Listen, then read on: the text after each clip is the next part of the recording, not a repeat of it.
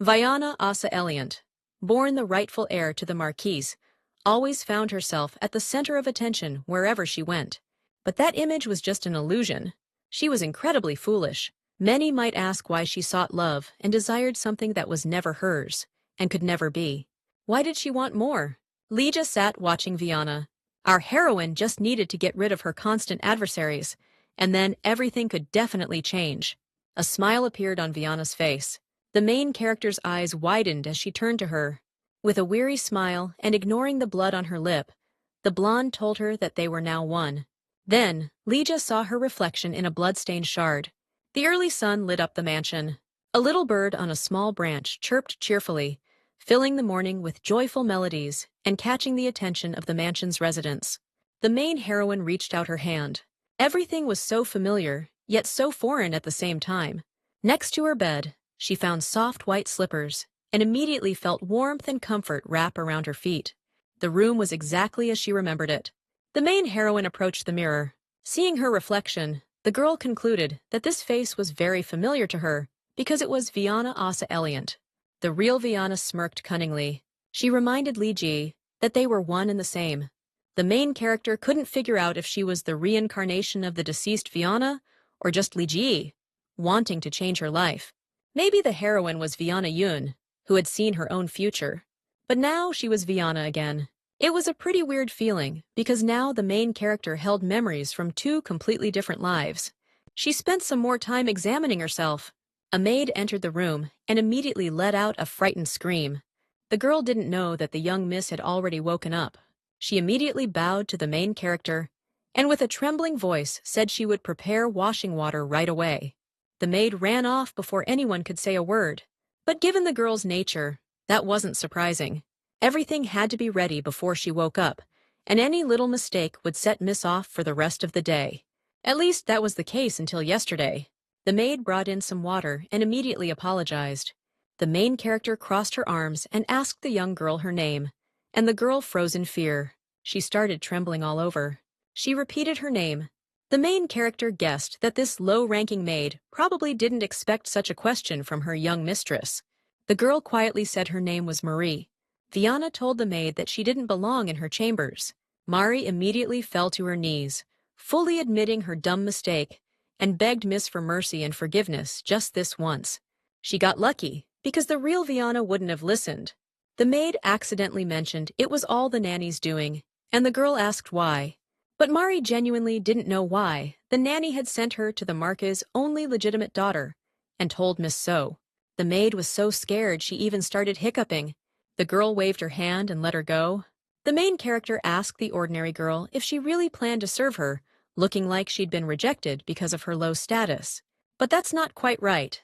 She offered Marie some water to calm her hiccups.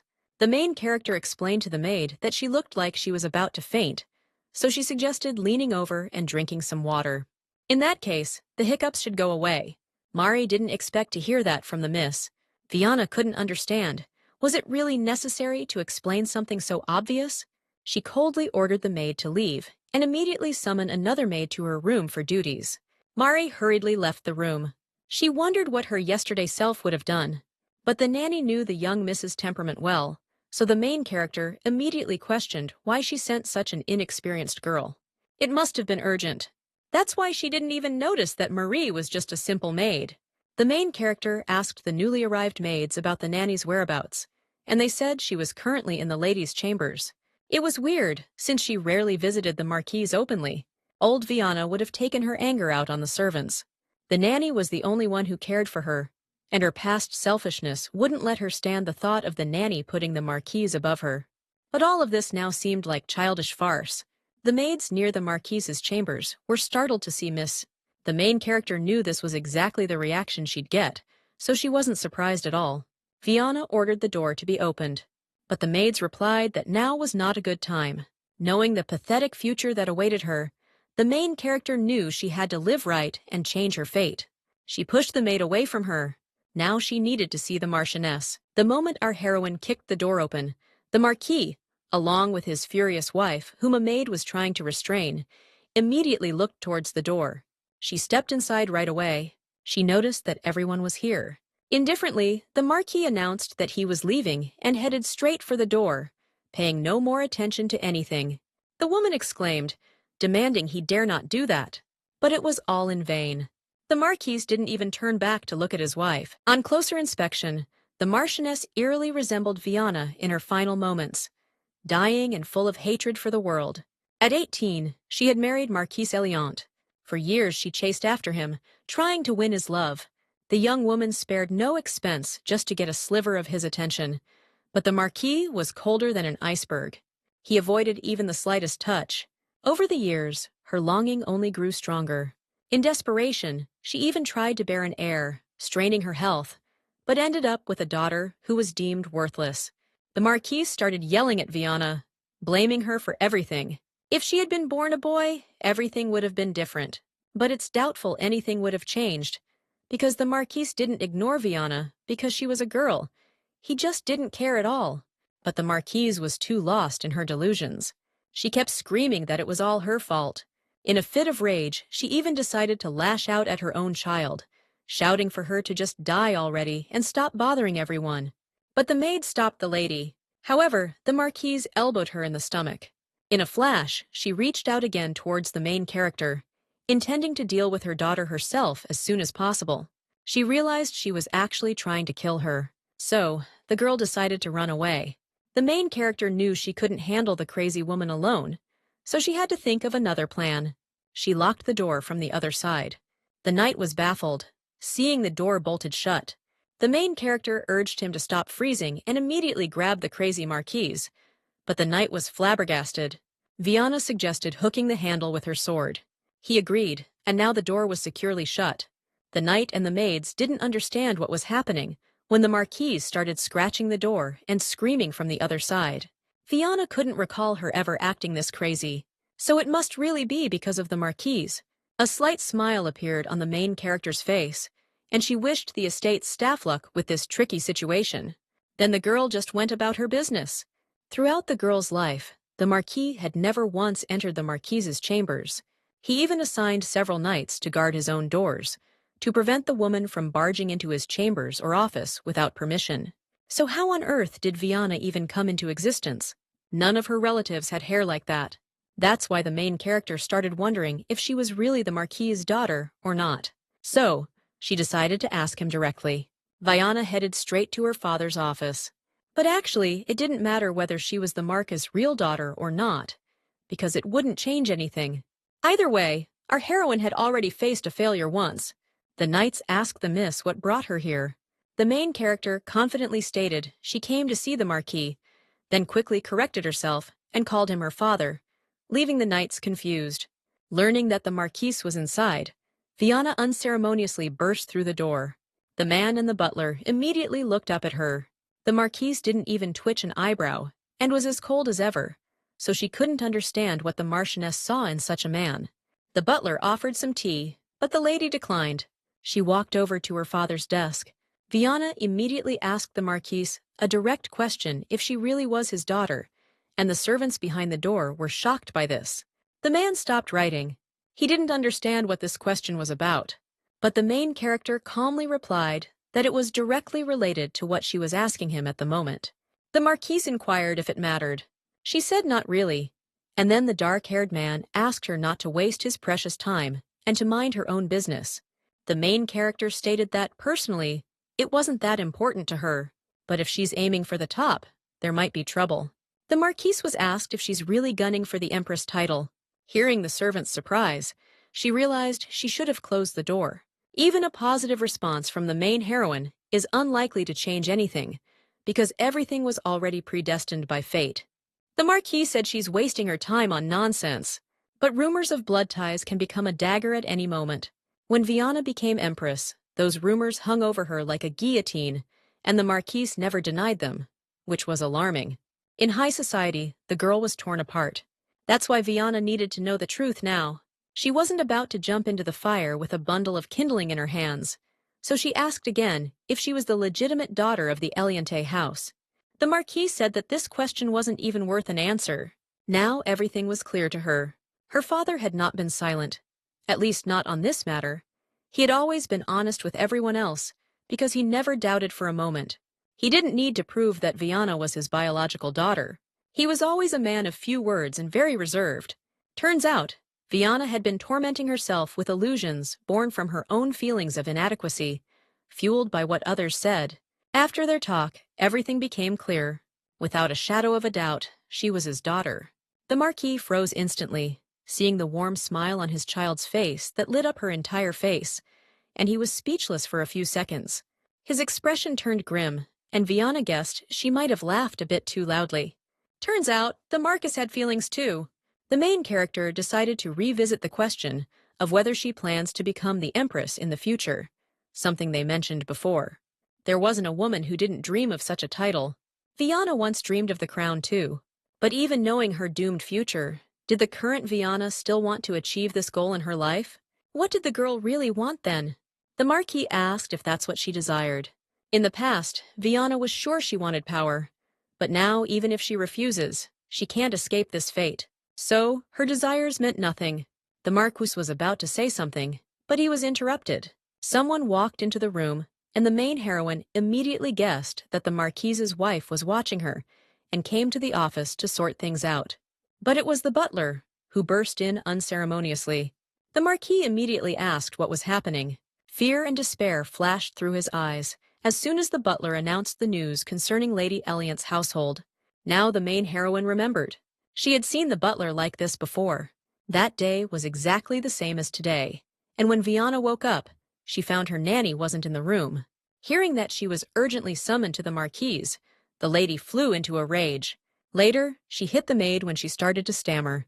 The anger didn't subside, and the lady kept throwing anything she could get her hands on, and no one dared to stop her, leaving the maid in despair. The butler showed up later, in the same state. Just like now, he couldn't utter a single word. The main heroine couldn't understand how she could have forgotten such a thing, especially since she already knew what he was about to reveal. It turned out that the lady had passed away. Outside, the sun was shining brightly. The weather was too good for a funeral, and the sunlight seemed almost blasphemous against the backdrop of the family's grief. Traditionally, the Marquise's body was to be cremated. The ceremony would take place after everyone had left the funeral site. Only close family members could attend, after which the ashes would be placed in an urn and taken to the Eliant's family crypt. Until the body is cremated, there's a chance to say goodbye. The Marquise's death just didn't make sense, but the guests still didn't know the cause of her sudden death. The Marquise didn't explain anything, so it was assumed it wasn't due to an illness, because if it were, many would have known. They were curious about how the Marquise was prepared for the ceremony. The main character sighed deeply, frustrated that they all seemed to treat the funeral like some sort of spectacle. It made you wonder how many here were truly mourning. The Marquise stepped forward, and the aristocrats immediately perked up. They were eager to see what such a beautiful woman looked like. But the Marquis only placed a flower on the coffin lid. It was a break from funeral tradition. Without saying a prayer or farewell, the Marquis stepped back. The aristocrats immediately started whispering about the Marquis's coldness and heartlessness, and Viana used to think the same. She was once wrong about him. People began to suspect that Lady Eliant wasn't his real daughter. Last time, the heroine knew nothing and couldn't stand the coldness and the whispers behind her back, so she just ran away. But now, she had no desire to make a scene. While the maids were distracted, the Marquise ended her own life. At almost every funeral, the body is displayed for a final farewell, except when the body is too gruesome to look at. In this empire, suicide was a taboo. Such people were neither given a proper send-off nor prayed for. But the Marquis imposed a ban on disclosing it, so the true cause of death remained unknown, and Viana didn't find out for a long time. From now on, the official records will state that the Marchioness died of an illness, so Viana should show the proper respect too. Even though this woman wasn't seen as pure by others, and was never a worthy mother to Viana, it had to be done. Another person approached the coffin. The Marquis looked at him in surprise. The main heroine froze, her heart racing as she distinctly felt someone's presence behind her. She turned around to see who it was. It turned out to be Count Magnat Pisson. He was Viana's maternal grandfather, so it was no surprise that he was at the funeral. With a trembling hand, the Count placed the flowers. It was tough for him to let his daughter go, the one he raised himself. Just one brief look at Count Pisans was enough to make your heart clench with genuine sympathy for the man. The Count started to get up from his knees, but suddenly he felt dizzy. In that instant, the old man began to fall, his body seemingly losing its support, unable to stay on his feet. The main heroine instinctively dashed forward, but some young guy managed to catch the Count. Viana immediately felt relieved. Someone had caught her grandpa before he hit the ground hard.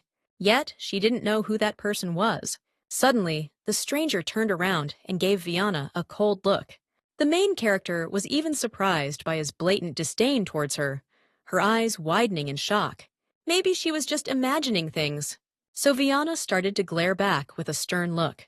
But the stranger simply turned away, not saying a word to the young lady, and slowly walked towards the building to lay the Count on the bed and give him some water.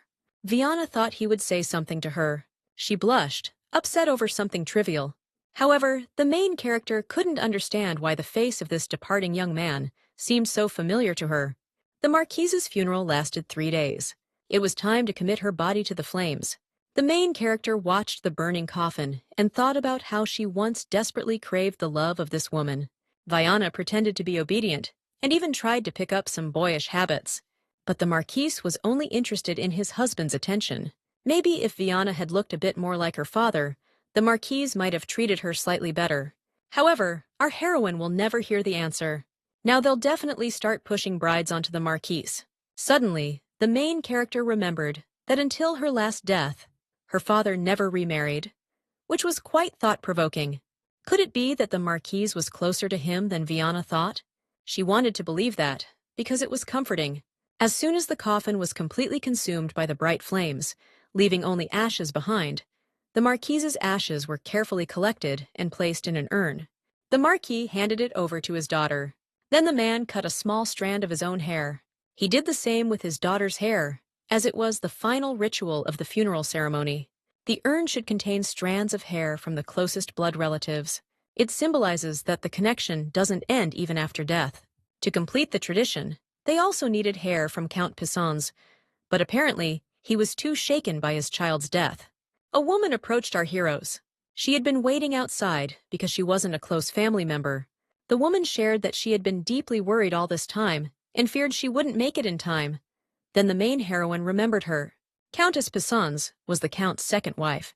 Viana saw the Countess up close for the first time. Plus, she was from a common class and they had no blood relation, so there was no real reason for them to meet. The Countess mentioned that she wanted to pass on her husband's hair. She handed it over to the Marquis. The man thanked the Countess for such a gesture. The Marquise took the urn and headed to the family crypt, and the main heroine immediately followed her biological father. Out of the blue, the Countess asked the lady if she wanted to visit him. The woman added that he really wanted to see her. The Count was hardly ever in the capital, and after the Marquise fell ill, he stopped showing up altogether. So these words surprised Viana. The heroine asked why he suddenly wanted to see her. The woman told the lady that she is his only blood relative. Last time, soon after the Marchioness died, the Count also passed away because he couldn't handle the shock alone. The Countess ended up inheriting the bulk of the estate, so people started whispering that she did it on purpose. The nanny kept telling Vian day after day to blame the Countess, and the lady got so fed up that she easily testified against her. During the interrogation, the Countess had a miscarriage. The loss of that child was Vian's fault. The main character told the Countess that she was no longer the only blood relative to her grandfather, Count Pisauan. But the woman took it as an insult. Vian genuinely hoped that the child in the womb would survive. The Countess told the lady that she was mistaken. The main character pointed at the young woman's belly and flat out asked if the child didn't belong to Count Pisans. The Countess exclaimed that she was crossing the line. Viana guessed that this woman didn't know about the pregnancy yet. Still, the main character told Countess Pisans that too much stress could harm the unborn child. But whether to believe it or not was up to the woman herself. Viana added that it'd be better to tell the Count about this. Countess Pisans immediately turned red from head to toe and told Viana that it wasn't the Count, but her maternal grandfather. But was that really worse than doubting the child's origins? The heroine wondered if she was mad because of how she referred to the Count. Viana told the young Countess that she would decide how to address people herself, and no one else had the right to influence that. The Countess reminded the miss that the Marquise was her mother. But now, for Viana, that family felt like strangers, having lived as Ligia and experienced true parental love. Our heroine realized that blood relation doesn't necessarily mean a soul connection. Viana decided that was it. The Countess immediately exclaimed that he was her mother's father. The young woman genuinely couldn't understand. Could Lady Eliant really not want to just see her own kin? But Viana just got into the carriage and left. Back at the mansion, the maids had a hard time calming the nanny, because she felt so sorry for the young lady after her lady had recently passed away. But the main heroine simply asked the woman to hold back her tears. This was just beyond any reasonable limits. If anyone had walked by, they'd definitely think someone was mourning a dead body. That's how hard the nanny was crying right now. The main character felt sleepy. She was almost asleep when suddenly there was a noise. Countess Pison ordered the nanny to step aside immediately and let her see the young lady, but the woman wouldn't let her through. But the Countess started insisting that she should say it herself. The woman reminded her that she was her grandmother. That's exactly why she had the right to see the young lady right now. But the nanny furiously screamed that she shouldn't talk like that. Viana came over and asked what was going on. The nanny answered that it was nothing significant. The main character approached the Countess and calmly said that they seemed to run into each other quite often today, surprisingly. She invited the Countess in, but the nanny was against her. Then, Viana coldly asked what that was supposed to mean. Our heroine had been an empress for 8 years and had learned to humble those who opposed her to maintain her dignity on the throne. But for the nanny, this side of the lady was something new. Viana asked the nanny to leave if she couldn't calm down. The woman immediately asked how Miss could treat her this way, but the main heroine turned to 2 maids and asked them to take her away. They hesitated, and then Viana threatened to force them all out. The maids immediately followed the order. The main heroine approached the Countess and told her she shouldn't stand, and it would be better to sit down, which surprised the woman. After a while, they were sitting opposite each other. The Countess silently watched the miss. Viana took a sip of tea and figured she probably didn't come here for no reason, so there must be some kind of request. The Countess noted that the miss was nothing like what people said about her. She asked if this was her nanny. The Countess questioned what the young lady would do if she accused her of insulting the nobility, causing the main character to ponder immediately. Viana realized that this woman wasn't going to back down. She set her cup on the table and said she doesn't like beating around the bush. The Marquise decided to be straightforward and confidently asked young Miss Eliant to meet with her grandfather, Count Pison, at least once. Viana didn't expect them to use the nanny against her. After a while, they arrived at the mansion. The Countess told young Lady Eliant that the Count had lost all his senses during the funeral ceremony and only recently came to. The first thing he asked about when he woke up was Viana. A smile appeared on the Count's face as soon as he saw his granddaughter. The man reached out a trembling hand and asked his granddaughter to come closer, and the main heroine didn't hesitate for long. Seeing him like that, she was convinced. The Countess didn't kill the Count, because she didn't need to. There was no hint of a thirst for life in Mr. Magnet's eyes, yet he still smiled, holding his only granddaughter's hand.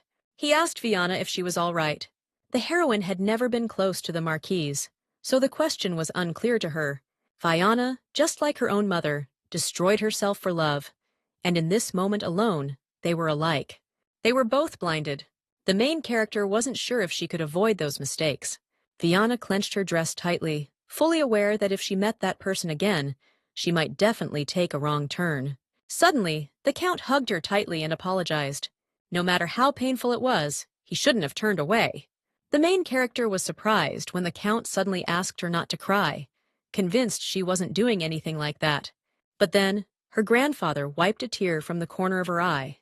He asked the child not to sob so bitterly, even though it was silent. Count Magnat Pison knelt down, and embracing Viana's shoulders, promised his granddaughter that he would definitely return to her soon. He repeated again that he was not leaving her. The man made it clear to remember that Viana isn't alone. Count Magnat Pison's departure was just a necessary temporary measure, and he did it specifically for his beloved granddaughter. A few days later, the nanny asked which dress the lady would choose. Viana knew this was way better than dealing with that countess's tantrums. Once the nanny had raised the main character, that's why she could totally ignore the requests of that restless woman. The nanny sternly ordered to get ready, as they were visiting the emperor. Viana was truly exceptional, having earned this honor. The main character indifferently replied that all these dresses were completely tasteless, and she didn't like any of them. The nanny showed the most worthy one of all. She asked what the lady thought about it. Just as expected, sky blue really suited Miss Eliant. The nanny had no doubts about it, totally sure. The shade was like the sky itself. Viana declared she didn't want to wear it. She used to love this color, but now she found it revolting, so she ordered to look for another outfit. The nanny nodded and promised to search for more. Viana really did love this color once. All this was driving the main character crazy, especially after she broke down in tears in front of the count, making it harder for her to control her emotions. Right now, Viana's state was far from great. It makes you wonder what will happen when they meet. What if she falls in love so recklessly again that she can't resist this overwhelming feeling? He might still be stunningly beautiful. Suddenly, the nanny asked the lady if she was feeling all right. The main character immediately set the letter aside and calmly told the woman that she was fine and not to worry. There wasn't much time for hair and makeup, so she had to hurry. Eventually, Viana was dressed in a green gown. She used to think she was the most beautiful in the world, and it's not like the young lady was ugly, but her opinion had shifted a bit. She definitely wasn't the best in the empire.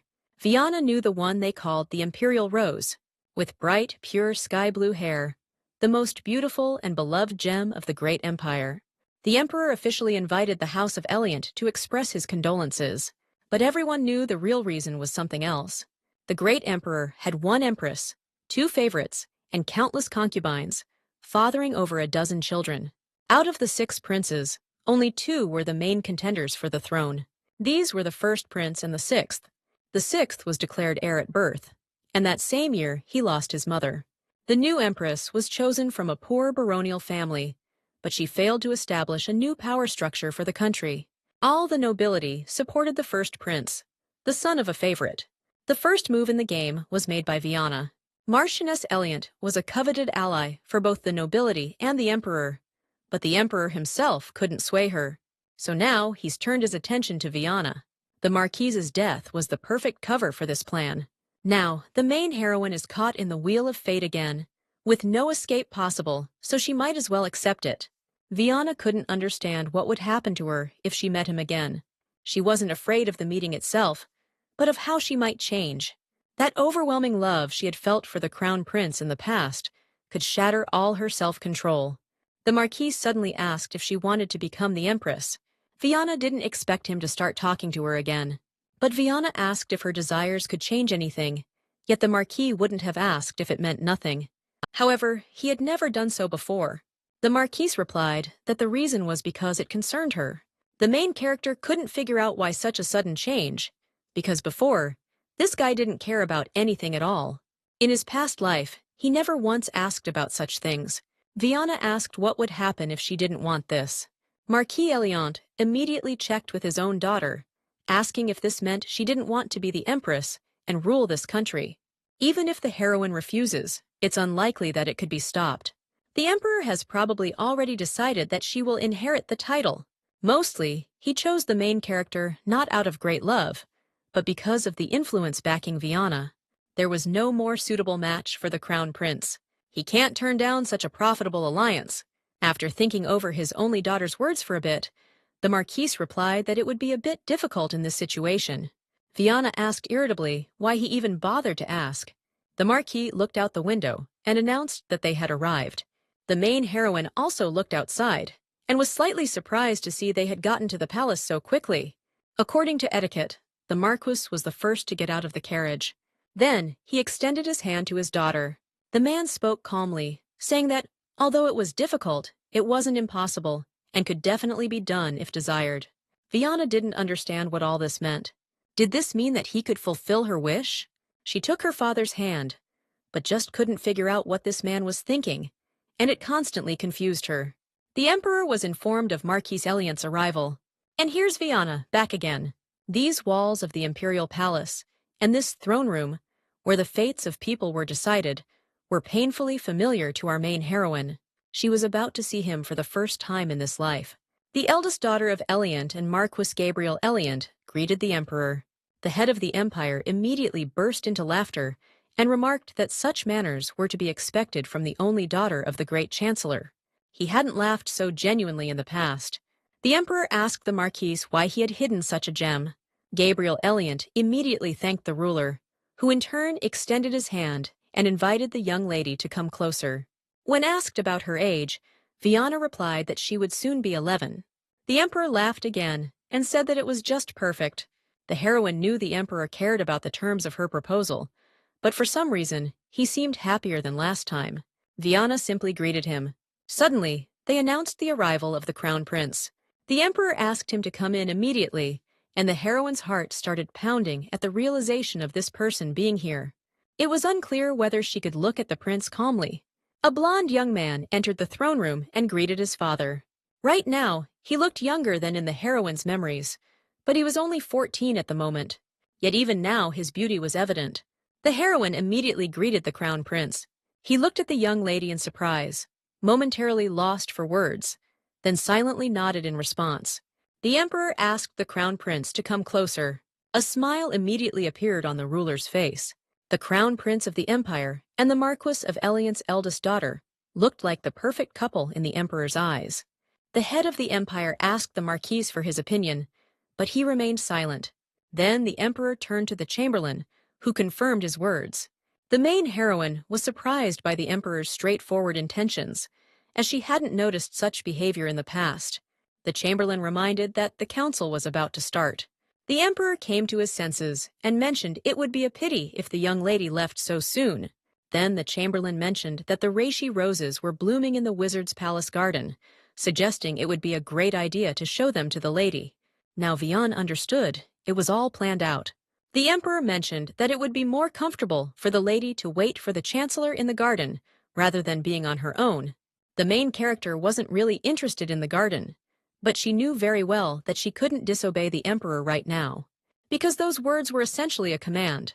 The emperor suggested that the prince accompany her while the chancellor was busy. The young man, of course, agreed and immediately offered his hand to the young lady, whose expression turned to surprise for a brief moment. She extended her trembling hand in response. Everything was just as it had been before. The only difference was that last time, Viana couldn't stop the trembling from the intense excitement inside her.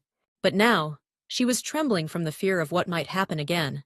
The prince led the lady into the garden and began to tell its history. With every passing minute, the main heroine became more convinced that everything in her past life was exactly the same at this moment. Not a single breath of wind, as if fate itself was holding its breath. And suddenly, a strong gust of wind, snow-white petals swirl in the air, and his silver hair, blending perfectly with the surroundings. He gently touched Viana's strand of hair. Her cheeks instantly turned red. It was at that moment in her past life that the main heroine fell hopelessly and irreversibly in love with the crown prince. Sirius Azen Lopriston will become the future emperor. Even after death, the heroine couldn't forget him. Now, looking back, the main heroine clearly understood that Sirius never harbored any hatred towards her. He wasn't openly tender, but he wasn't indifferent like the Marquis either. With Viana, he maintained proper courtesy. However, the young girl mistook this for a display of warm feelings. But back then, she didn't know what true love was. Viana realized everything when Sirius met his true love. His behavior was strikingly different. If Viana had let him go, as soon as she realized this bitter truth, things might have turned out differently. But she refused to accept it. Viana took out all her hurt on Sirius's beloved. It was after this fateful moment that he, no longer hiding his true feelings, began to openly despise Viana. The girl kept thinking he had changed because of that girl. Back then, she didn't want to face the truth. But now, the main character clearly understood that long before they met, Sirius had already looked down on her. The nanny happily informed Miss about the flowers that had arrived from the prince. The woman assumed that His Highness was in love with the lady. The main character irritably responded that wasn't the case, because these flowers weren't sent by the crown prince of the great empire. Such a gift couldn't just be a simple gesture of attention. Sirius probably didn't even know that Vian was receiving them. It wasn't a gift, but a silent warning from the great emperor that the Marquis of Eliant's eldest daughter was already taken. Vian was a catch for any aristocrat. However, The Count already had an heir who was supposed to arrive around this time. It would have been nice to figure out who he really was. But back then, Viana was too caught up in her love for the Empire's crown prince. Still, she was glad that the meeting went smoothly. Even when Viana's heart skipped a beat, Lija kept her cool. But that's a no-go, because the moment our main character paused, her thoughts drifted back to the crown prince. Viana told her nanny she'd be out for a short walk. She stepped into the garden and immediately stopped in surprise. Looks like the Marquise really didn't care about anything but her husband, because the garden was like a dense jungle. But this quiet was charming in its own way. Our heroine decided to just relax and enjoy the silence. However, suddenly she heard a noise in the bushes nearby and instantly became alert, pushing aside her earlier thoughts. Maybe it was wild animals that showed up recently. She tried to calm herself by thinking it definitely wasn't a bear. It was probably just a little cat that got lost, or maybe a stray rabbit, but definitely nothing else. But Viana decided to check it out herself. She hoped she wouldn't get pricked by thorns. Among the bushes, she immediately spotted something dark, either like black hair or black fur. It was hard to see. The heroine concluded that it was a black cat. She's always been soft on animals, so she decided to help. Viana pulled the mysterious creature out of the bushes and immediately wanted to make sure who it really was. Her eyes widened instantly. She saw a child in front of her. The main heroine immediately crouched next to the little boy and started to study him closely. He was stunned when Viana grabbed his face. The lady caught herself thinking one thing. This little kid with his sad eyes, looking at the girl and not understanding what was happening, was quite amusing. Suddenly, voices were heard nearby. Someone was looking for the little rascal. The main heroine tensed up when someone casually mentioned that it would be better for the boy not to meet the young lady. Viana peeked out from behind the bush and asked what was going on. The maids were immediately scared, but the heroine asked them not to make her repeat herself. The main character reminded everyone that since the Marchioness had recently passed away, she was now the rightful owner of the house and the garden too. But the maids entered without permission, and now they weren't even responding. The housemaids immediately started apologizing to the lady of the house. A little boy covered his mouth with his hand, and even without the maids' excuses, Viana could tell they were looking for this child. The child was surprised when the young lady covered him with her dress. Viana called the maids noisy and asked them to leave. The main character also promised to report this to the head nanny, so the maids better brace themselves for a scolding. But now, it was unclear what to do with the boy. Viana knew his name was Tant Baron Eliant. The Marquis had brought Tant into the house soon after the Marchioness's death, and by the time Viana found out, it was old news to everyone else. The nanny cried for several days, and Viola herself grew to hate the boy. Her pride in being her father's only child crumbled to dust in an instant, and what was worse, Tant was the spitting image of their father. Until Viola entered the palace, she made her brother's life hell. She deliberately got the servants to mess up his food. If he did anything to displease her, she would find an excuse to beat him up until he was bruised, and no one tried to stop the lady. On the contrary, people deliberately tormented Tant, but he never fought back. In this silent little child, Viola saw the Marquis, that same cold, emotionless man who wouldn't even blink. She unleashed all her anger on her brother. Tant was the sole heir to the Eliant family. The Marquise never spoke about passing on the title, but there was no one else to continue the lineage since the Eliants had fertility issues. However, Gabriel hid his son in the annex and only gave him a basic education. This time, Viana wasn't planning on tormenting him. She used to hate Tant with every fiber of her being, but now she didn't even know how to act, as that desire was no longer there. The boy reminded her of a dog she once had. She asked if the servants weren't instructed to keep him away from her, but the boy didn't respond, and the main character was once again convinced that the apple doesn't fall far from the tree, hinting at his father. First things first, the wounds needed to be treated, but there was only one good place for that. The main character carefully weighed all the pros and cons, then reached out to the boy and suggested they go there together. Tant was surprised by this gesture, but he immediately grabbed his sister's hand. Tant was 4 years younger than the main character, and the last time Viana saw him, he was already quite tall. He was probably popular among the girls, but who would have thought this kid would turn out like this? The maids kept searching for the boy, sure that if the butler found out about this incident, it would be the end for them. Fiona couldn't understand why Tant avoided the maids like the plague. It was quite interesting. Anyone could tell that Tant was the Marquise's own son, so it was unclear why the maids treated him that way. He was so quiet and obedient. There was definitely something fishy going on here. The heads of this house couldn't care less about what happens under their roof, so the butler and the nanny unofficially run the show, keeping things in order. All the maids were under the nanny's supervision. We need to figure out what's going on here, and fast. The main character approached the right door and quietly knocked on it several times, waiting for a response. The door was opened by the butler, who looked surprised. Standing on the threshold were the lady and the young master. The man asked hesitantly if everything was all right, but Fiona ignored his question and silently walked into her father's office. She seated Tanta and asked for some medicine to be brought. Out of the blue, the Marquise asked what that was all about, but Fiona couldn't figure out why her dad suddenly got so curious, starting to ask her these questions. Just then, the butler came back. Looks like the boy's scratches came from something sharp. The kid's cheek was also swollen, and the butler started to think someone had hit him. And hearing this, the main heroine immediately looked away. She caught the Marquis's piercing gaze, so she had to admit it was her. Fiona explained that the boy's skin was very soft, so she just decided to pinch it a bit, nothing more. The heroine asked to make sure the child's injuries would heal up. As soon as the man is done, he should bring a cake to the lady's chambers.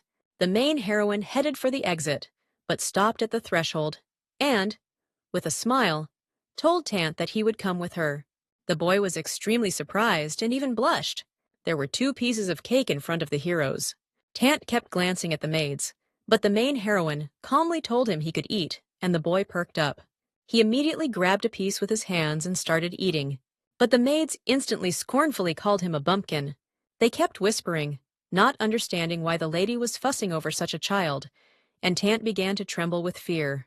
Fiona could do anything she wanted with her brother, but it's unbearable when others mock. That's exactly why she coldly ordered all the maids to leave the room immediately, leaving them stunned by her words.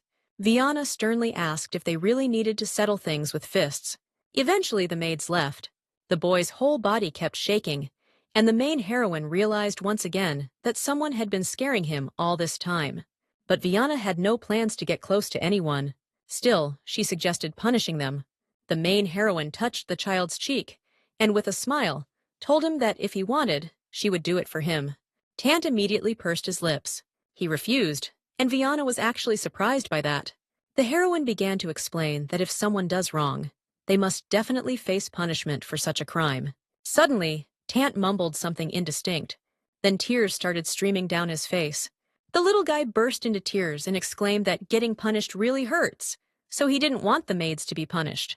Fiona immediately hugged him tightly. She promised to leave them alone. However, the main character decided that she absolutely needed to straighten things out in this mansion as soon as possible. But first, she would take care of her little boy. Fiona asked Tanta to let out everything he had been holding in. After a while, the main character went to see her father, who, as usual, showed no emotion towards her. Now Fiona won't let Tanta grow up to be as cold as him. She told her father that she needed teachers. The butler immediately reminded the young lady that she already had plenty of mentors, each with their own specialty. The Marquis asked about the reasons. Fiona replied that she needed it for her training. Gabriel tensed up the moment his daughter explained that all this was necessary for Tanta's training, so she needed the best teachers. The Marquise couldn't grasp what she was even thinking about. The main heroine repeated her request. Then she asked to dismiss all her current teachers, explaining that she was already familiar with their training programs. The heroine hoped that the Marquise would approve her request. Then she stood up and asked to be excused. Fiona headed for the door, but stopped and looked back at her father as soon as he suddenly asked about the reasons. He couldn't understand his daughter's fascination with that kid, but Fiona replied that he belonged to her. Confusion crossed the Marquis's face, but the main character insisted she wouldn't stand anyone looking down on her puppy. That's why she'd make Tant the best. That's why she asked the Marquise for help. It was absolutely necessary to turn Tant into the future Marquis of Eliant, so they really needed to put in the effort. Right now, he's just a cute puppy, but one day, Tant will become a fearsome beast that no one would dare to demean, and the Eliant family will be his wings. Fiona was eagerly looking forward to those days. Opening the door, Viana immediately saw the maid. She immediately asked what was going on, and the maid anxiously asked the young lady if she was heading back to her room now. Viana confirmed and headed to her room. All of this was very strange. This maid was overly cautious, as if she had just been eavesdropping right outside their door during the conversation with the Marquise. The heroine had Tant's room moved to the main building, but because of the nanny, it seemed far from Viana's room. The main heroine lay in her bed, unable to sleep as a whirlwind of thoughts kept spinning in her head. She decided to check if Tant was asleep. Viana peeked into the slightly open nanny's room. The main heroine froze the moment she discovered that the nanny wasn't there, and had clearly gone out in the middle of the night. The lady had a hunch and immediately ran to Tantu. She froze as soon as she heard angry voices coming from the child's room. The nanny, along with other maids, surrounded the boy's bed and started belittling him, calling him a nameless pup. They believed he should have never crossed the threshold of this house. The nanny sarcastically asked how he dared to cause trouble for the young lady. The main heroine burst into the room and furiously asked the nanny if she had lost her mind completely. The woman immediately tried to justify herself. However, Viana exclaimed that she had messed with the wrong person. The butler rushed into the room as soon as the main heroine loudly called for him, while Tant hid behind his sister's back. Viana explained that she had witnessed the mistreatment of Tant. She pointed at the nanny, calling her the real criminal. The woman immediately exclaimed that the young lady couldn't treat her this way, and suddenly asked if she knew why the Marchioness had died. The nanny couldn't understand why Miss was doing all this for a degenerate. Tant immediately squinted his eyes. The main character asked the nanny if this wasn't the moment to maintain her dignity in front of others. After all, she wasn't the only one who knew about her actions now. That night, a real commotion started in the mansion. From the maid's testimonies, it turned out that the nanny was behind everything, but Viana couldn't bear the thought of her being punished. After all, she was the one who raised Miss. Eventually, the heroine personally asked the Marquise to let her go. Before leaving, the woman warned Viana that she'd definitely regret this action in the future, then vanished. After that, the heroine gathered a group of reliable people. There was no more news about the nanny. The new maid set out drinks, while the main heroine asked Tant if something was wrong. Unexpectedly, the boy asked if he was causing any trouble. Confusion appeared on Viana's face. She patted her brother on the head and told him to stop worrying about the nonsense others had been saying behind his back. The heroine added that he had never been a burden to her. Viana promised to do everything to make Tant feel at home. The boy continued to doubt his sister's words, so the main heroine asked him to forget everything and remember just one thing. For him, his sister was his everything, and that's all you need to know. Changes in his childhood didn't affect the major events of the future. Just like in her previous life, Viana was engaged to the crown prince on his coming-of-age day, but they decided to postpone the wedding. But the heroine knew that on her 16th birthday, she would become the crown princess. It's been almost 5 years since the Marchioness passed away. This meant that the heroine's 16th birthday was just around the corner, and in the past, the emperor didn't delay the engagement. Viana needed a plan, or everything would repeat itself. Suddenly, a man's hand touched her shoulder. The main heroine looked at the crown prince in front of her, whose eyes showed anxiety, but Viana knew it wasn't true. Sirius asked if she was feeling unwell. The heroine reminded herself that he was kind to everyone. Now, the crown prince's face tensed up at the young lady's reaction, and his eyebrows furrowed slightly. He decided to call for the court physician, but the heroine immediately grabbed his sleeve.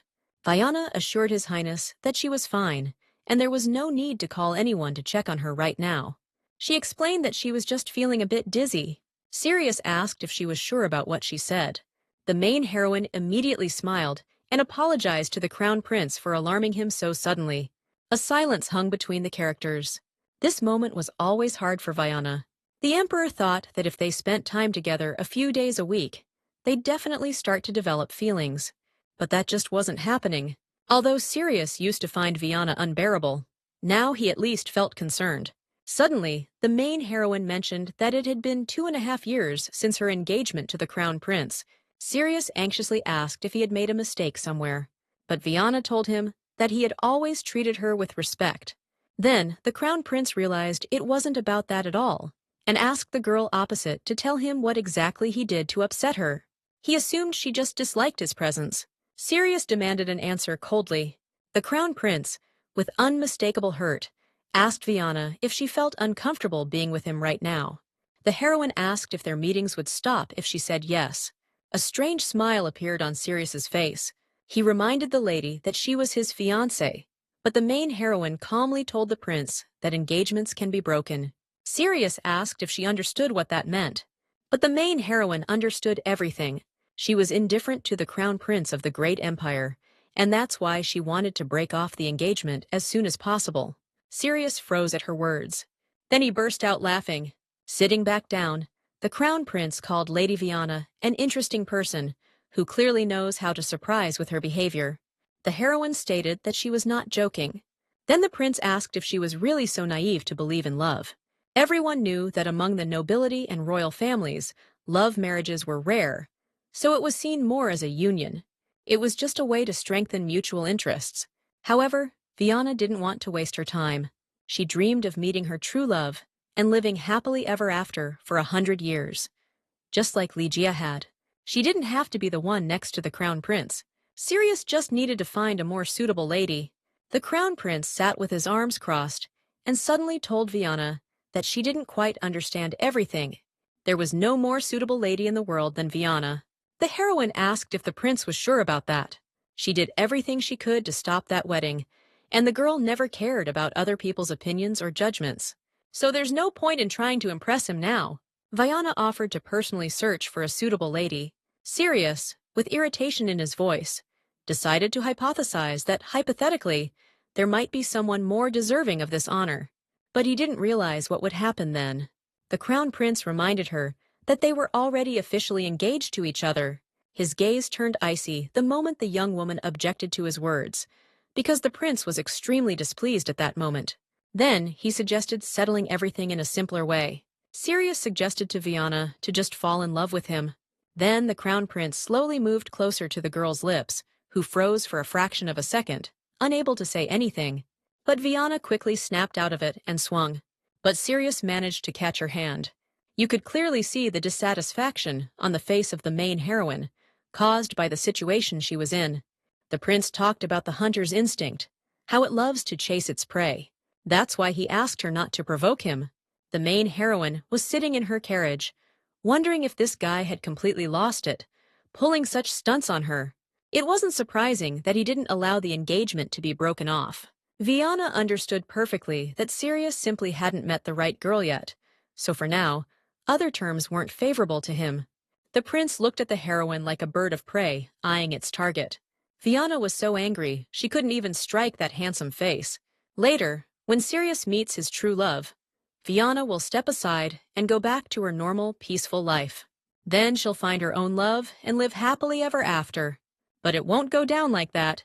The heroine really hated being called prey, and thought to herself, can only hunters chase? Prey can also stalk the hunter. The maid noticed that Miss had come home. She told her mistress that Tant was currently at the training field and suggested they call him over right now. But Viana decided to go there herself. Tant's mentor turned out to be a retired knight. Initially, the main heroine was really worried when she found out, but it turned out he's one of the top 10 in the entire empire. His training methods were flawless. Judging by how long Tant holds on, he's got talent. As soon as the training was over, the men bowed to each other as a sign of gratitude for a good fight. Then Tant saw his sister. A wide smile immediately spread across his face. The main heroine also beamed, because she was actually happy to see her younger brother's success. She told Sir Tilt that he had done a good job. Tant eagerly asked his sister what brought her here. But the main heroine immediately grabbed his cheek and started pulling him aside, showing her displeasure with his behavior. She reminded him that she had already asked to be called just sister. Viana asked if he had grown up so much that he wouldn't listen to his sister anymore. But he remembered that his little sister was his sky. These were the words the main heroine once told her younger brother, and Tant remembered them for the rest of his life. He noticed that today his sister was really not herself. Viana nodded and shared that a rabid dog had bitten her. Tant immediately started to worry and asked, bewildered, how there could even be rabid dogs in the imperial palace. Suddenly, the heroine hugged him. Viana instantly felt a sense of calm. Unexpectedly, a maid interrupted the embrace. rushing up to our heroes and calling out to the young lady. She reported that Count Pisans was on his deathbed. The tycoon came back exactly 2 months after that day. He moved into the residence to be closer to the Eliant's home and devote all his free time to his beloved granddaughter. Looks like the day to say goodbye to the Count has finally come. The Marquis and his daughter hurriedly arrived at the estate. At the entrance to the bedroom, where Count Manat Pisun was now, stood a little girl named Elle. Vaiana immediately rushed to the little girl who wanted to see her father. The heroine didn't know what to do, as she didn't want the little one to see her sick dad. Suddenly, the door opened, and a familiar male voice said he was very glad to meet the young lady again. Viana's eyes immediately widened. She remembered. His name was Evan Lepisson. From her past life, the main heroine remembered that this man was the heir to the Count and the entire Pisson family. Information about this man was shrouded in mystery. The Count's family members were suspicious of him, but eventually he became the Count's successor, and since then, the trading company entered a golden age, and ladies eagerly bought its goods. However, Viana clearly didn't expect such an image of a man. He's tall, with a well-proportioned body and striking features. Evan Pisson looked more like a valiant knight than a mere merchant, and many would agree with that. Evan picked up Elle and asked if she had run away from her nanny again. The girl was usually shy, but this time she threw herself at the stranger without hesitation. The little girl confessed to the man that she missed her dad a lot, and Evan responded with a warm smile, saying that Dad missed her too. But the Count was sick, so Evan suggested they wait. He added that Elle would be even more beautiful by then. However, the little girl exclaimed that she was already the most beautiful, and Evan agreed with her, stepping aside to let the guests in. The Marquis and his daughter were surprised by such assistance. They quickly slipped inside. The Count lay in his bed, breathing heavily, clearly looking sick and exhausted, with Countess Pisson sitting beside him. The magnate reached out to his granddaughter. This wasn't the first time the heroine had to say goodbye to someone. She had been through this countless times as Ligia. Yet the pain didn't lessen with each occurrence. The Count thanked the girl. In a raspy voice, he asked her to be happy. Then the Count started coughing heavily, while everyone else silently watched, unable to say anything or offer comfort. Afterward, the man's eyes closed. His body went limp, and his hand let go of Viana's. The main heroine froze instantly and looked at her grandfather in horror, who just seconds before had been looking right into her eyes. The Countess immediately began desperately calling for her husband. Tears welled up in her eyes right away. As soon as the Countess realized what had just happened, she started to cry bitterly, unable to stop her despair and heartache. Grandpa was the first one from whom Viana felt love. His kindness and care managed to break down the high walls surrounding the heroine. Viana knew well that her grandpa would pass away, since he even managed to live 4 years longer than expected. But it still wasn't enough. She tried to convince herself that everything was okay. The Marquis scooped up his daughter when her legs could no longer support her. The main character looked at her father, unable to hold back the bitter tears from losing a loved one. She immediately clung to her father. Gabriel promised to stay with her until her tears dried up. The Marquis's unexpected behavior threw Viana off, and she wanted to stop crying, breaking free from his embrace. But against her will, the tears kept flowing for a very long time. A few days later, one of the men started to complain upon hearing about the inheritance. He couldn't understand how a trading company could be handed over to some rogue with an unknown past, hinting at Evan Pisson. Everything turned out worse than Viana expected. It made you wonder how this guy even inherited the fortune. The main heroine asked everyone to calm down, but the man kept yelling, saying it was impossible to stay silent here. Actually, the Countess and her daughter received the Pisson mansion and lands. Viana got a small piece of land, some money and jewelry. The most important title went to Elle's future husband, but the guardianship of the girl and the trading company went to Evan. But something else surprised Viana. For some reason, in the securities, he's just listed as Evan Lee. The relatives demanded that the Countess have her say, because she clearly didn't want to trust her daughter to some stranger. But the woman declared that she trusted him. The men couldn't believe it. One of them immediately shouted that bringing some unknown woman into the house was the first mistake the Pissons ever made. Maybe Elle was even that bastard's child. The main heroine intervened in the conversation. With a suspiciously kind smile, the young woman asked them to repeat what they had just said a moment ago. She clarified if they meant that Elle wasn't part of the Pisson family. So they were directly accusing Grandma Viana of cheating. The man immediately panicked when the heroine coldly asked how they dared to speak of this in her presence. Viana could take these words as a personal insult. The man instantly fell to his knees and started begging the lady for forgiveness. But he wasn't supposed to apologize to Viana. He immediately realized that Milady would now demand he apologize to the Countess for those terrible words he used against her. Yet the man didn't want to do that at all. Apologizing to the Marquis's daughter and the future crown princess made sense, but groveling to some commoner? No way. So he asked Milady to understand his youthful impulsiveness. The main heroine furrowed her brows. The man started arguing that anyone can slip up. Viana sighed and asked him to think carefully about whom they were so carelessly discussing youthful mistakes. The elderly aristocrat exclaimed that there's a limit to audacity. This is no place for a brash girl who's not even of age yet. The main heroine calmly asked the elderly man his name, and he immediately told the aristocrat that his name was Chris Eslot. Viana immediately smirked. She didn't even recall such a surname. Viana thought he would at least have inherited a noble surname, but that was far from the case, which was actually quite funny. Chris Eslot started yelling at the lady, but she pointed out that, unlike others, she was a true aristocrat. A middle name indicates direct lineage to a noble family, so Viana didn't even need to explain such simple things. Chris won't be able to pass his title on to his children anyway. The man didn't expect the lady to be so blunt. The main heroine admitted her mistake, that she went a bit overboard and might have just said a few too many words. But someone else clearly didn't know their place here. These folks had neither a noble last name nor a middle name. Hearing this, Count Pissoir's relatives clenched their fists, but they knew all too well that the aristocrat was speaking the truth. On what grounds was Vian supposed to consider Chris the elder of the noble house? He'd better just keep quiet. Apparently, he hadn't inherited any noble family name at all. Suddenly, someone loudly shouted that the lady was no better, because she too had inherited that name. It was that same young guy who had insulted the Countess. But this only amused Vian. A guy who didn't even know the basics of noble etiquette dared to call himself a member of the Count's house, which is unacceptable. The young man wanted to argue, but his father told him to keep quiet. Chris asked if they wanted him to recognize this person. If Viana had wanted to end it all there, she wouldn't have even started. But these people would only drag Elle down. The main character gave her full name. Her middle name, Osa, was also her last name. Usually, a noblewoman takes her husband's surname.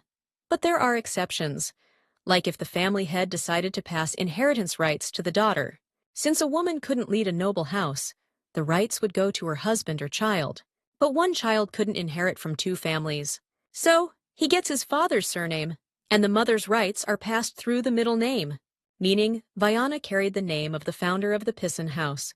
By the right of that name, the heroine expelled them all from that noble house. Now, they better get ready to face the impersonation charges the main heroine was about to bring up soon. After the funeral, Viana was supposed to meet with the crown prince. Surprisingly, she wasn't heading to Wizard's Palace. The main heroine had no clue what the heir prince had in mind, deciding to summon her to the emperor's palace for the first time. As soon as she arrived, she saw a small table. The emperor immediately greeted Viana with a smile and urged her to come in. Following protocol, the main heroine greeted the son of the empire, but the emperor asked to drop all the formal greetings. Viana couldn't understand why the prince called her to the garden instead of the palace. Out of the blue, Sirius whispered that she was as beautiful as ever today. The emperor immediately burst into laughter at such a marvelous sight, while the butler just nodded with a slight smile on his face. Viana replied that it was a great honor for her. The prince asked his father if her trait wasn't charming, but the emperor exclaimed that everyone already knew that. Then, the head of the empire turned to Viana and asked when she would start talking to him freely, as it was upsetting. The main heroine clenched her dress tightly. The emperor asked if they weren't going to become a family soon. Now Viana finally understood why the prince had brought her here, as the coming-of-age ceremony was near. It's set to take place in 3 months, so it was time to start preparing.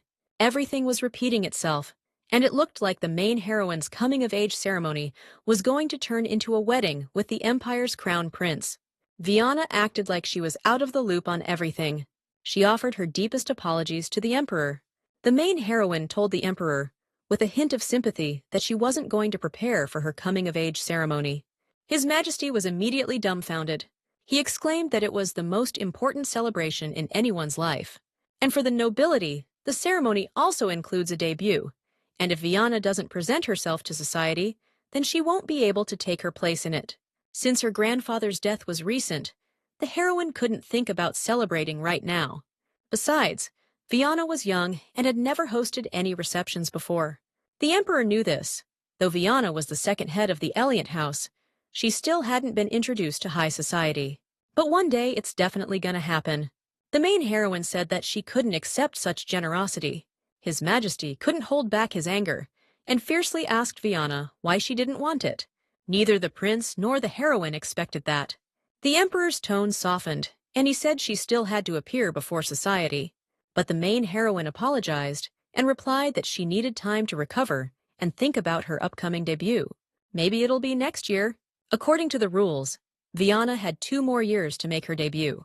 Out of the blue, the crown prince, who had been silently watching the whole situation, burst out laughing.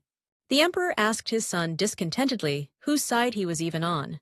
Sirius touched the bride's shoulder and said that, of course, he sided with her. His Majesty grabbed his head, overwhelmed by his son's words about how touching Viana's respect for her late grandfather was. But it was time for him to head to a meeting with the officials. So, His Majesty decided to back down this time. However, the emperor added that there was still plenty of time, so they could reconsider this very important matter once more. The main heroine was walking down the corridor, with the prince following her. She turned around and asked how long he planned to keep following her. Sirius smiled and asked if it wasn't natural for a groom to escort his bride, who was leaving the imperial palace. But he wasn't known for his politeness. The prince stepped closer to the girl and said he didn't expect her to use her late grandfather's death as a shield against his father. But it's better this way than using his highness as a sword. In the past, Viana would have probably just complied. The crown prince stepped back a bit and told his fiancée that she apparently just put him in his place. For the first time, the heroine saw a genuine smile on Sirius's face. She felt as though she was the one who had lost. The main heroine abruptly turned around and decided it was best to keep her distance from people like the crown prince. But Sirius unexpectedly grabbed her hand. Then he leaned in slightly towards her. Viana reminded the crown prince that she had made it clear not to provoke her, but he just called her his Vaya. But the heroine hadn't given him permission to use that nickname. Right now, Viana would love to smack the prince, but there were too many curious eyes around, like maids who, for some reason, kept wiping the same spot over and over. Though they probably didn't catch the whole conversation. As a fiancé, the prince was supposed to be more courteous. With a smug smile, the main character told Sirius that sometimes, even the easiest prey could bite back. Then she stepped on his foot. Viana wished she had worn heels today, but unexpectedly, the crown prince calmly stated that she was more complicated than he had initially thought. He really had a hard time with her. Then Sirius leaned in and kissed the girl on the forehead. The main heroine hurriedly left the imperial palace and headed to her carriage, which was already waiting for her. Viana announced they were heading to Bibaldi Street. The maid noticed that her lady looked tired. The main heroine got into the carriage, and immediately a question flashed through her mind. What does the crown prince really want to achieve? She instantly remembered the kiss on the forehead. The girl couldn't believe that he could actually fall in love. The heroine was sure she had struck a blow, but the crown prince didn't seem like anything could knock him off his stride. At what point did everything go wrong? The maid called out to the young lady. She told her that they had arrived at Bibaldi. A young maid named Mari helped her mistress out of the carriage and asked where they were heading next. Viana replied that Tanta's birthday was coming up soon. She didn't notice until too late that someone was rushing towards her. The next second, the heroine's dress turned a dark red color, which from a distance looked like blood. The girl froze in shock. She looked down at the boy in front of her feet. Mari put her hands on her hips and asked the cheeky boy if he knew who this lady was. But the main heroine immediately called out to her. Viana shook her head, signaling her to keep quiet. She almost turned into a cliché villain from a comic book. The heroine realized how pathetic she looked, yelling at the poor boy about her high status. A guy showed up right next to the heroine. She was surprised to hear a familiar voice. Evan Pisson also froze and looked at Lady Viana Asa Eliant in surprise, his face filled with confusion and bewilderment. Young Ray was thrilled to see the guild leader. Evan bowed to the lady and apologized. The main heroine calmly replied that a whole week had passed since then, but the man's face was tense. Ray was surprised to find out this aristocrat knew the guild leader. Viana decided it was better to prevent any rumors. Evan suggested the lady change her clothes and took her to a jewelry store owned by the Pisson family. But the heroine didn't understand where she was being led. She'd been here many times, but never realized there was a door to the third floor. Evan led the lady into a room and asked her to wait for a bit. Judging by the store, Evan Poisson was planning to launch a luxury goods business aimed at high-class ladies soon. But Viana couldn't shake off this feeling of déjà vu.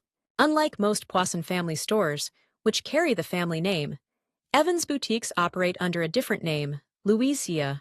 It was a brand targeted at aristocratic women. Louisia's products emphasized exclusivity and were pricey.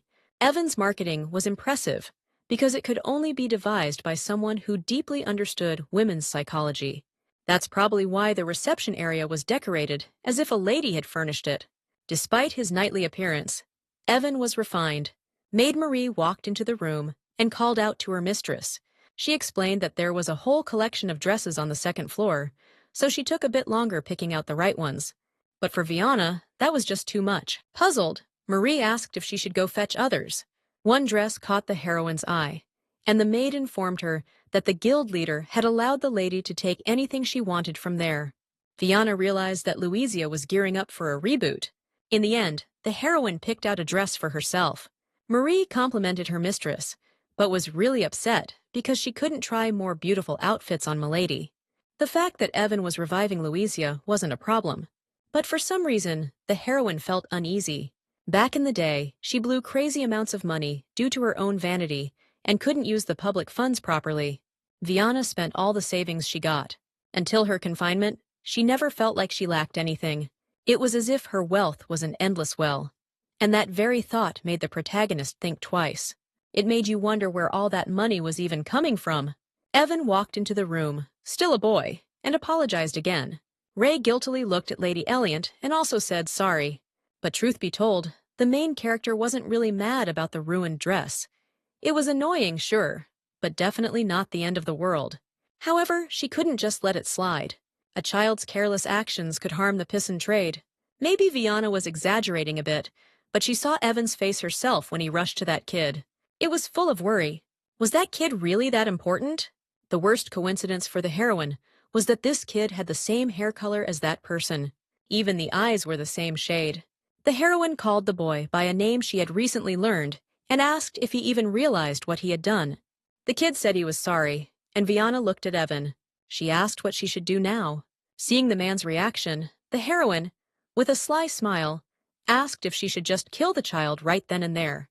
Evan's expression changed instantly. Ray started shaking from fear. Even if the main heroine kills this kid right here, right now, no one would dare to stop her. And even Evan wouldn't get in her way. That was their mistake. The main heroine looked intently into the child's eyes, which vividly reminded her of that girl. But suddenly, Evan pulled the lady back by the hand.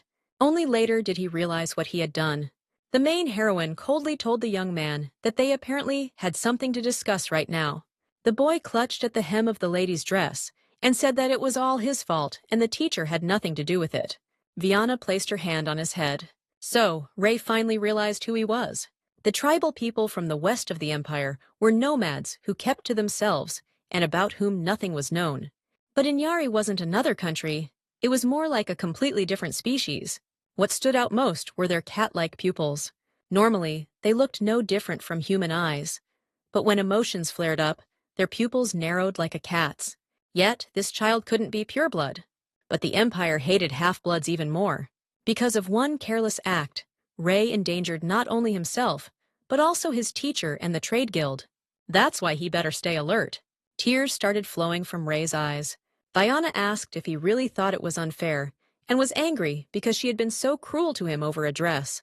In that case, he needed to become stronger. So strong that no one would dare lay a hand on him. And if the boy can't manage that, then he should bow his head and live like a scared mouse for the rest of his days. That's the only way everyone stays alive. Viana ordered Mari to take the child and leave. Now our heroine was ready to hear Evan out. The main heroine coldly promised the man that he would face consequences for his rudeness to her a bit later. Evan sat down and apologized once again. However, it didn't sound like something a guild leader would say, because a merchant should be able to wriggle out of any tough spot. The man agreed and replied that he was more of a knight than a merchant. The Count always told him that.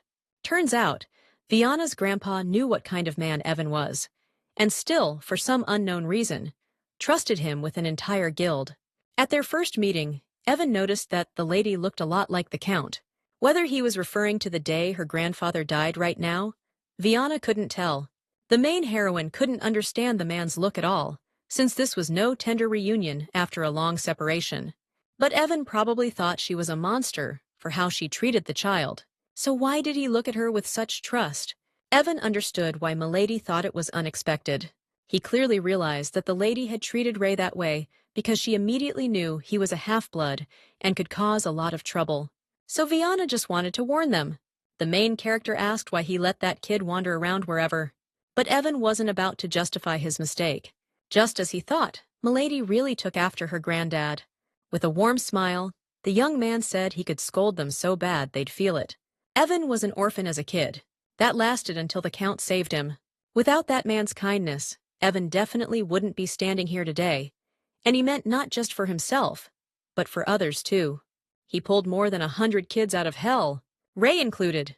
The main character couldn't grasp why Grandpa did what he did, knowing who the boy was. And Evan explained that the Count saw it as a form of redemption. Now Viana realized that her grandfather had spent his whole life atoning for abandoning her and the Marquise. Ultimately, the Count saved many children. Now the heroine understood why her grandfather passed the business on to Evan. But something didn't add up, and the heroine kept doubting whether this man was really the head of the guild.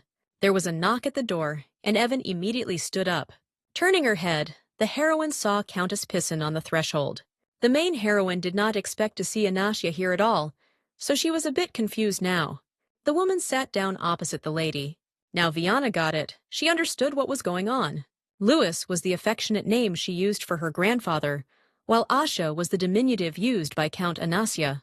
If we combine them, it'll really resonate with the brand. It was silly that Viana only got it now. She crossed her arms and asked coldly, how was she supposed to understand all this?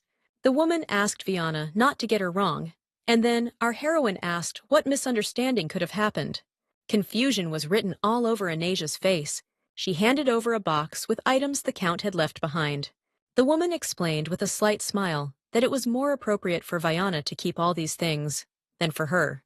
The heroine couldn't tell if it was all an act. Even if Anasia had deceived their family, it didn't matter now. Grandpa died peacefully under this woman's care, and the main heroine didn't lose anything because of it.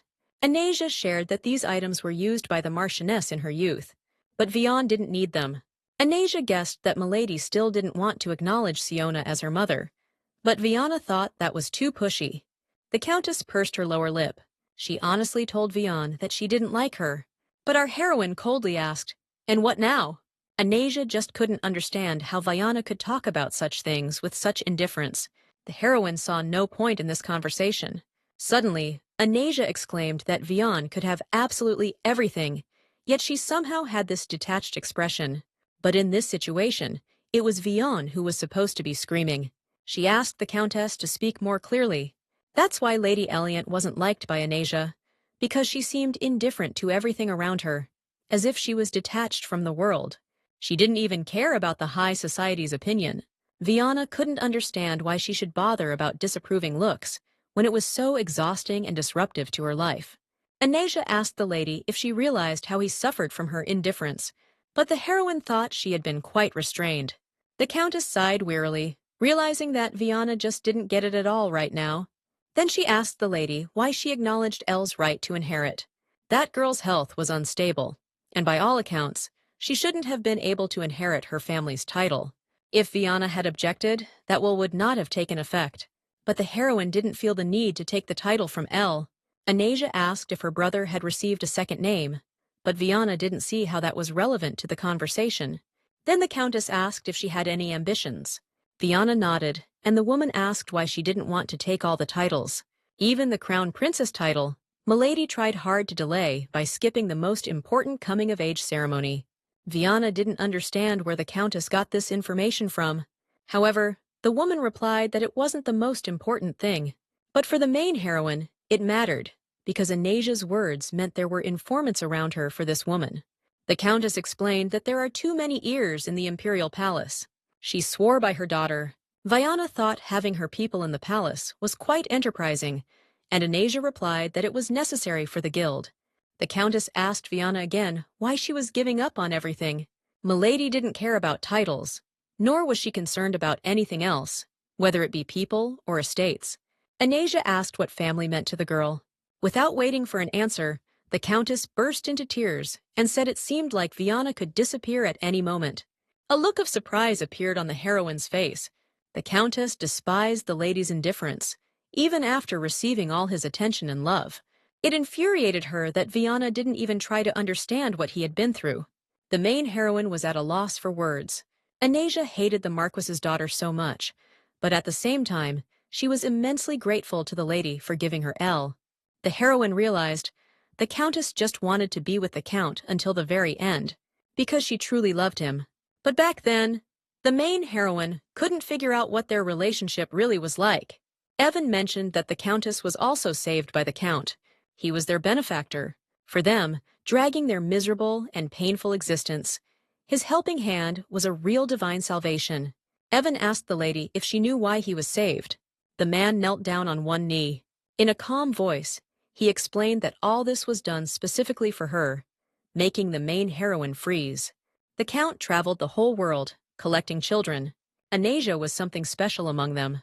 The count spared neither time nor expense in training and supporting Anasia and the others, pouring his heart out whenever he saw talent. And he did all this just for his granddaughter. Evan explained that this company belonged to neither him nor Anasia. The main character's face showed unmistakable surprise when the young man revealed that it was all hers. Anasia shared that it had to be kept a secret, because it could jeopardize her safety. Since Viana was the crown prince's fiancé, even now his rivals posed a serious threat to the lady. The heroine couldn't understand why Anasia hadn't revealed everything in her past life. This woman hated her, but at the same time thought she was sweet.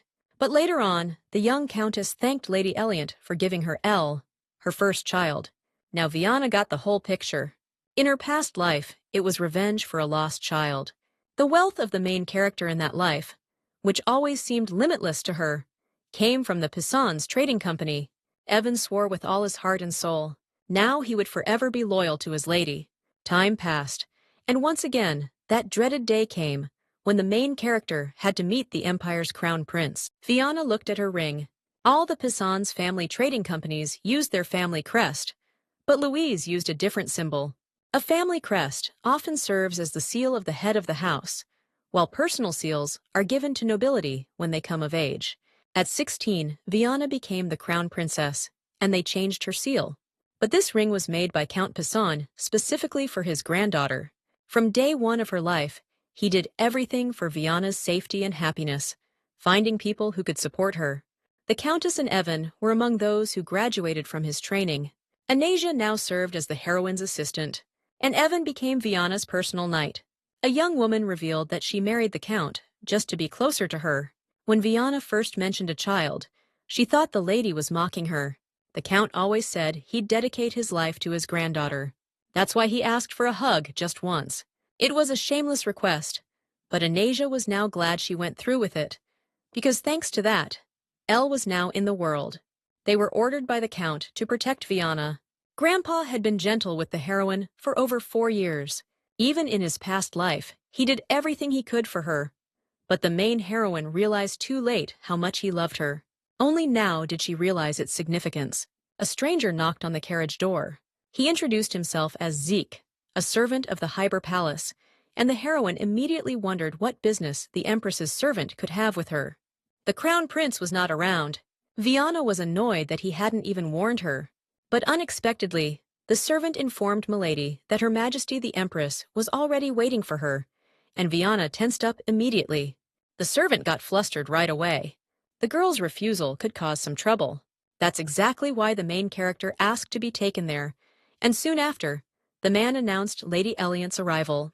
Viana entered and immediately noticed two women. She quickly curtsied and introduced herself. Looking up, the main character saw the First Lady watching her closely, partially hiding her face with a yellow fan. Then Viana coldly greeted the Emperor's first wife. The Empress offered the heroine a seat. The First Lady mentioned that she too decided to join as soon as she heard that the Marquis's daughter was invited by the Empress. But clearly, the First Empress didn't come just for no reason. So it wasn't the Empress who called her, but the First Lady. With a strained smile, the First Empress slyly mentioned she was delighted to see Lady Eliant in good health. The heroine asked Her Majesty what the occasion was for her invitation. The girl timidly looked at the First Lady. The First Empress explained that Her Majesty often feels lonely without peers around, so the young lady could visit more often. The current Empress confirmed these words. But this woman didn't even bother to hide this pathetic lie. Moreover, judging by her tone, the First Empress seemed used to looking down on the Empress, who didn't even object. Her Majesty revealed that she was aware of the situation with Count Pison. The First Empress added that the incident had caused quite a stir. Many aristocrats were buzzing about the news that young Lady Eliant had kicked her own relatives out of the family. The smile never left the face of the First Empress. She was still the same. Last time, she teased the main heroine with that sugary smile, and the girl had to endure it, not knowing how to respond. But this time, she calmly replied that His Highness apparently takes an interest in the affairs of her house. Taking an interest in each other is indeed appropriate. Although the First Empress was the eldest daughter of a count's family, she still voluntarily entered the Emperor's harem as a concubine. Then she bore him the firstborn. The first prince was considered the heir until he was surpassed.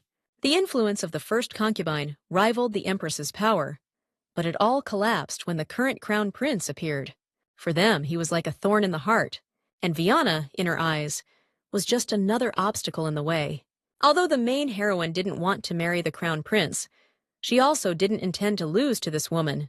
Viana pointed out that the first prince's wife still had no children. They were about to become a family, so there were reasons to worry, especially since it had been over 10 years since his wedding. Viana asked the current empress for her opinion. The first prince had one wife and 3 concubines. He married quite early, but even now in his 30s, he still had no heirs, which was a weak spot. The woman thanked the lady for her concern. The current empress felt like she was caught between 2 fires. The first empress, with a fake smile, said it was quite strange that such rumors were circulating about such a virtuous person. They were both worried about it, the empress and her. Viana realized the woman wanted her to ask about the rumors. The main character decided to play along and asked the woman what specific rumor she was referring to. Rumor has it that the young lady was seen embracing a man in the street. Viana guessed they were talking about Evan. They hadn't even touched each other. But to the main character, such a rumor seemed pretty harmless to her reputation. The woman asked what if the crown prince finds out about it? Maybe even the emperor would get angry about it. The main character understood all too well that just their words could make the rumor accepted as truth among all the aristocrats. The first empress was a master at this. In her past life, the heroine always fell for it. Even now, one wrong step in danger is inevitable, and in the worst case, her engagement to the crown prince could be broken off due to scandalous behavior. But now, rumors meant nothing to Viana. On the contrary, calling off the engagement even seemed tempting. But if it happens under a cloud of disgrace, staying in the Elianti house would be extremely difficult, and clearly the heroine wasn't okay with that. Tantu already had a hard time becoming a marquis, and Viana's presence would only make it harder. She couldn't return to the county of Pison either, since she had already transferred her inheritance rights to El, and returning would be a burden. But Viana still had the trade guild, so breaking off the engagement wasn't a disaster. Still, the main heroine had no reason to let this audacious woman get the upper hand. She reminded the first empress that she herself had been at the center of a scandal once. That story happened about 35 years ago. They say it was a massive scandal. The story involved the woman's fiancé and a pregnancy right after she received the emperor's blessing. Everything calmed down then, since the boy resembled the emperor. But the shadow of doubt remained. The main heroine was sure the first empress hardly expected anyone to remember events from 35 years ago. Now Vian was curious to see how she would wriggle out of this one. The first empress called the girl quite fearless, but the heroine simply replied that when one is destined to become an empress, they need to learn how to manage those of lower status. There were many in the palace who didn't know their place. However, the former empress considered this to be overly bold. But depending on who shows it, recklessness can sometimes be seen as strength. The woman just smirked at those words. The current empress decided to intervene in the argument and change the subject, so she asked the lady about the coming-of-age ceremony. She was just curious about how the preparations were going. The first lady added that she was interested too.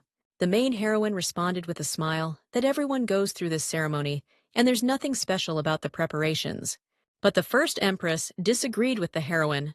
Vaiana knew full well the first wife knew there'd be no ceremony, so she was just trying to get under her skin. A sly smile spread across the empress's face. The emperor's first wife casually mentioned that the lady had no one to organize this important celebration for her. It seemed like the woman wanted Viana to admit herself that the ball wouldn't happen. The first favorite kept pushing, and now Viana started to second guess. The emperor's first wife offered her help. She was ready to take on the role. That was a power move. News of the first wife's offer would spread quickly through high society, and no one else would dare to take up the mantle. The main character realized she'd been cornered, but suddenly a man's hand landed on her shoulder. The crown prince thanked His Highness for waiting and explained that his maternal grandmother would be accompanying them. He took his bride's hand and said he missed her terribly. The empress was outraged, but Sirius apologized for his tactlessness. The emperor's first wife was furious, but she quickly composed herself and asked the crown prince to be prudent. However, Sirius replied that he was at an age where his heart raced just thinking about being near his bride. The woman gave him a cold look, but the prince shifted his gaze back to Vaiana. Then he carefully took the girl by the waist. Only now did the main heroine realize what the crown prince had planned, so she decided to play along a bit. She asked the prince why he was so late. Vaiana shared that her waiting felt like an eternity. With sadness in his face, the crown prince said that he didn't even know she was here. Suddenly, he leaned in and kissed the girl on the forehead. The main heroine's expression turned cold, and she was sure that, in the prince's opinion, she wouldn't have been able to speak up to his first wife. That's why Viana told him that it was Her Majesty herself who had invited her here. Then she hugged the prince tightly, whose cheeks turned deep red. The main heroine smirked, because she knew well that His Highness hardly expected anything like this from her. He reminded her that today was meant to be just for the two of them. Looks like the Empress just forgot about it. Her Majesty replied, a bit flustered, that the Crown Prince is right. The Emperor's first wife asked if Countess Garfield would really be Lady Eliant's escort at the coming-of-age ceremony. Sirius nodded and added that it makes perfect sense. The first Empress said with a forced smile that it's a relief for her. It's just too bad that the ceremony will be held at the Eliant house and the imperial family can't attend. But the prince shared that the emperor is planning to hold the ceremony at Erhara Hall. The woman couldn't hide her anger. That was the biggest hall in the entire palace, reserved only for state-level events. The first wife burst out that it's outright madness. But Viana wasn't just any marquis's daughter. She was the crown prince's fiancée and the future crown princess. But the first wife thought it inappropriate to hold the event without the head of the household's knowledge and asked the empress for her opinion. Her Majesty was taken aback, and then the woman, raising her voice, asked if she agreed. Sirius calmly replied that it was the emperor's decision, and even Her Majesty couldn't contest it. The empress responded that the crown prince was right. The prince advised the woman to avoid being disloyal to Viana. The emperor's first wife glared at him angrily. Sirius smiled and told the two women that with their permission, he and his fiancée would be the first to leave the room. After closing the door behind them, they both stopped. The prince's face was grim. Out of the blue, the main heroine felt she was losing her footing and immediately let out a scream. Sirius effortlessly picked her up in his arms. The main heroine was totally clueless about what was going on, while the prince already carried her out to the garden. Then she asked how long he planned to keep walking like that. Vaiana asked to be put down right here. The crown prince didn't resist and granted her request, and at last she could feel solid ground beneath her feet. The heroine instantly recalled the maid's excited exclamations. She couldn't believe she was caught in a man's embrace. Suddenly, the crown prince asked with tension in his voice why she had come to the imperial palace today. Viana was even surprised by such a question. Sirius asked if she didn't get his messages asking her not to come. Finding out that the girl really didn't receive anything, the crown prince concluded that the first empress had already started making moves. Clearly, someone made sure the letter never arrived. Only a few knew that the prince wasn't in the palace today. Figuring out who was behind all this wasn't hard, since all clues led to one suspect, the emperor's first wife. It turned out the prince rushed to her as soon as he heard about her arrival. Sirius said that now they would have to make some concessions. The main character's face showed surprise when the crown prince announced that her coming-of-age ceremony would now take place. She looked at the bride with confusion. Viana couldn't believe that he had lied to the first empress. But the crown prince confirmed it wasn't a lie. His Majesty the Emperor really planned to hold the ceremony in that big hall, until she herself declined. Sirius placed his hand on the girl's shoulder and said that nothing would happen without her consent. He knew very well that she was hesitant about marrying him, so the prince suggested a compromise and explained that if the lady would give in a bit, he would also meet her halfway and fulfill her wish. Viana asked to call off the engagement, but Sirius responded unhappily that it was impossible. He asked her to suggest something more realistic, but the heroine wanted nothing more. The crown prince exhaled irritably and proposed to postpone the wedding for a while if breaking off the engagement wasn't an option. That was already a victory for Viana, but she was taken aback by the prince's intense gaze. In the end, Sirius called her a really strange person, but the main character thought of herself as pretty normal. Suddenly, the prince asked her to avoid meeting with the first empress. She's like a viper, and Viana isn't yet strong enough to handle her. The main character reminded him that she's still just a Marquis's daughter, and doesn't have the power to decline Her Highness's invitation. Sirius smirked and asked if his fiancé was being modest. He immediately leaned in closer to her. The crown prince, with a wide smile, whispered in her ear that she handled the emperor's first wife brilliantly. Viana was surprised to find out he had heard everything. Sirius began moving closer to the heroine's lips, saying that watching a verbal duel is the most interesting spectacle. Viana was about to step on his foot again, but he quickly moved it away. The prince wasn't going to fall for that trick again. Then, the girl hit him on the shin. Sirius instantly felt a sharp pain in his leg and grabbed it. The main character flashed a big smile and told the crown prince that she doesn't use the same trick twice either. In the end, Viana couldn't avoid the coming-of-age ceremony. Anaja saw this as an opportunity to promote the brand. It was different from the main character's past life, but the idea seemed good to her, so she happily agreed. Tant excitedly called his sister a beauty. Anaja entered the room and asked how the lady liked their craftsman's work. The main character was surprised when she saw the countess. She congratulated Viana on her coming of age and brought a gift box from herself and Evan, containing earrings and a necklace. They had specially prepared these pieces of jewelry for the event. You'd think they were part of the original dress design. Viana said she liked them. Anasha even personally took charge of promoting the company, and the main character was sure she'd get a great reward. The countess called her insatiable, and the girl agreed. Even if Viana owned all the days in the world, she would still crave more. Actually, Tant also wanted to attend the ceremony, but Viana asked him to wait 4 years, and even if he ran away, she was still planning to bring her brother to the ball. Suddenly, Anaja asked if she could really go to the ceremony with her.